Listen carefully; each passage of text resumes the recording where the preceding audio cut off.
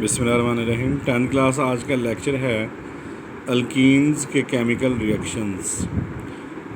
ये लेसन हमने आज चैप्टर नंबर 12 हाइड्रोकार्बन से ये लेसन लिया गया है, अल्कीन्स के केमिकल रिएक्शन।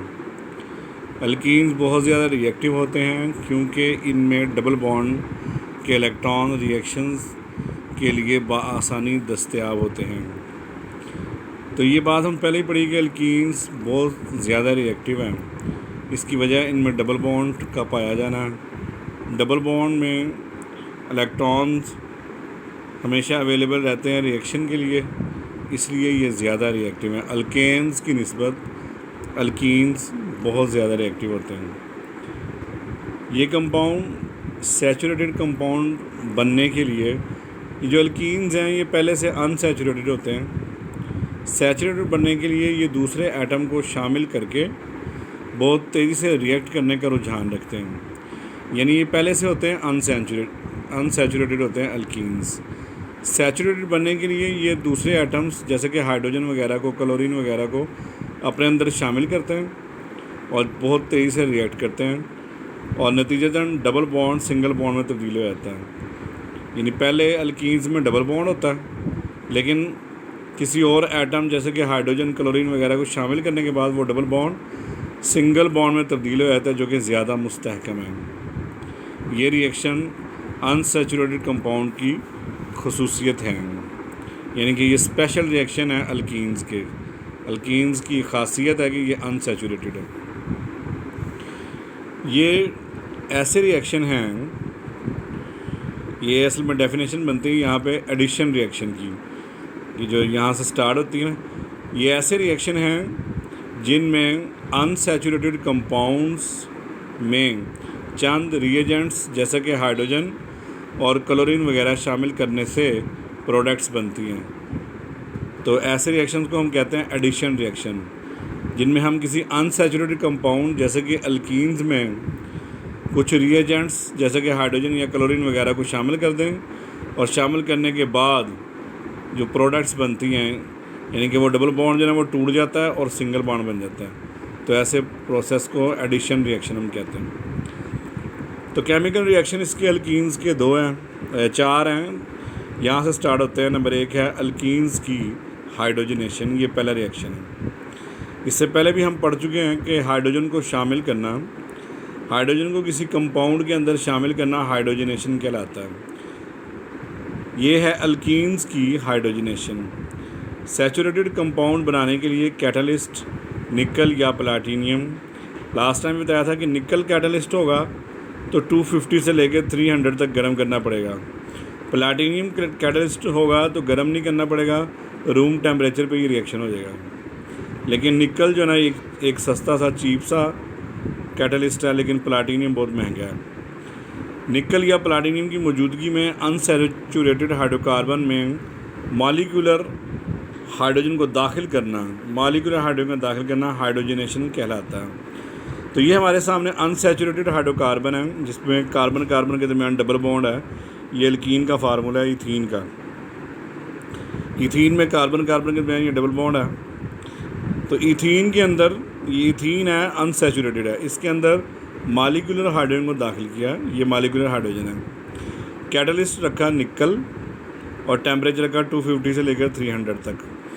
तो हाइड्रोजन इस डबल बॉन्ड की पोजीशन पे, डबल बॉन्ड के मुकाम पे इसके अंदर दाखिल होगी और दो काम करेगी ये मॉलिक्यूलर हाइड्रोजन। एक तो डबल बॉन्ड को तोड़कर सिंगल बना देगी, दूसरे हाइड्रोजन के दो एटम्स में से एक एटम इसके अंदर शामिल हो जाएगा। ये H2C है, ये बन जाएगा H3C और दूसरा इसमें शामिल हो जाएगा और ये बन जाएगा CH2 की जगह पे CH3। तो ये चीज़ बनेगी H3C single bond CH3। Double bond टूट कर सिंगल हो गया और H के दो एटम में से एक इसको मिल गया, दूसरा इसको मिल गया, तो ये बना H3C सिंगल बॉन्ड CH3। इसको इथेन कहते हैं।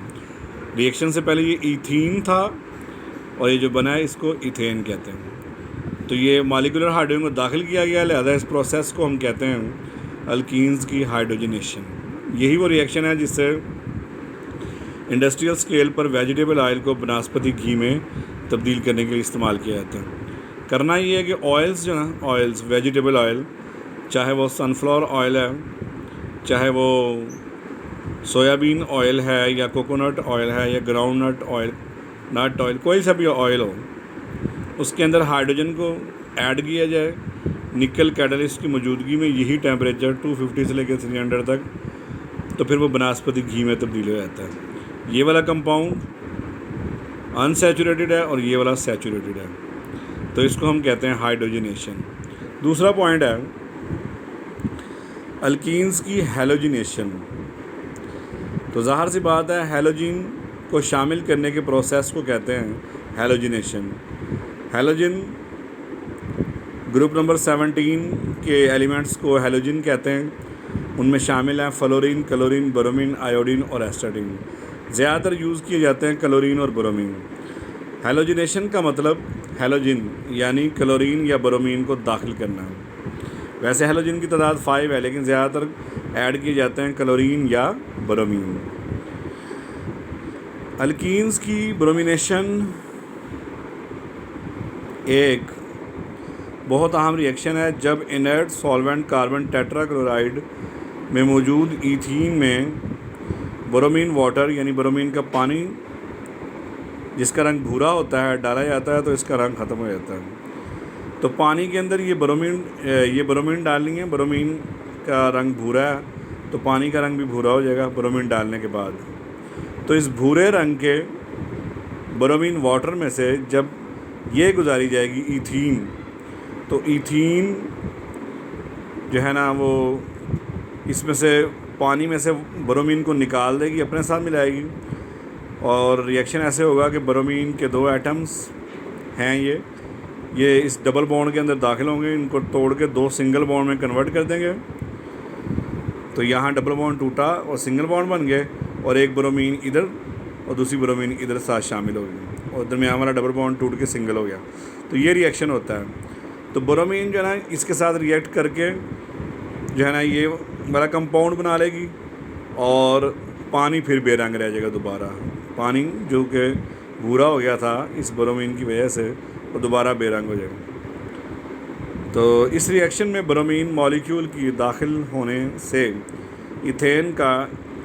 इथीन का डबल बॉन्ड सिंगल बॉन्ड में तब्दील हो जाता है। ये डबल बॉन्ड किस में तब्दील हो गया? सिंगल में।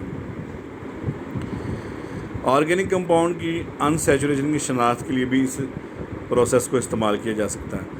तो आज हमने 2 रिएक्शन पढ़े हैं, इसके और भी मौजूद हैं 2 रिएक्शन। तो आज के लेसन में 2 हैं, अल्कीन्स की हाइड्रोजनेशन और अल्कीन्स की हैलोजनेशन।